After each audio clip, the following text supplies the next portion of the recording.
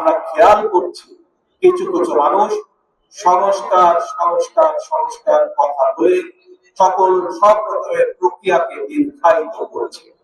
পরিষ্কার ভাবে আমি হাজারো মানুষের সামনে একটি কথা তুলে ধরতে চাই।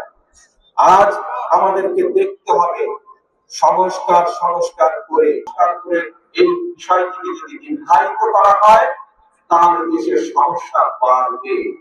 আমাদের যে হারে দ্রব্যমূল্যের ঊর্ধ্বগতি হচ্ছে, যে হারে বেকার সমস্যা হচ্ছে, যে হারে শিক্ষা ব্যবস্থা ভেঙে পড়ছে, যে হারে আইন শৃঙ্খলা ব্যবস্থা ভেঙে পড়ছে, যদি এই সব কিছুকে আবার জনগণের প্রত্যাশা অনুযায়ী গড়ে তুলতে হয়, যদি দ্রব্যমূল্যের ঊর্ধ্বগতির লাগাম কেটে ধরতে হয়, তাহলে অবশ্যই জনগণের সেই সরকারকে প্রতিষ্ঠিত করতে হবে।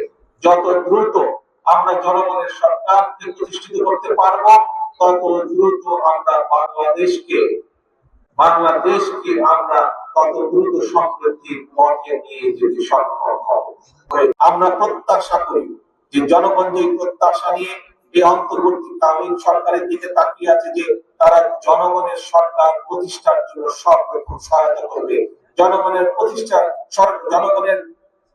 প্রত্যাশিত সরকার প্রতিষ্ঠার জন্য তারা কাজ করবে। আমরা প্রত্যাশা করি তারা জনগণের সেই প্রত্যাশা পূরণ করবে।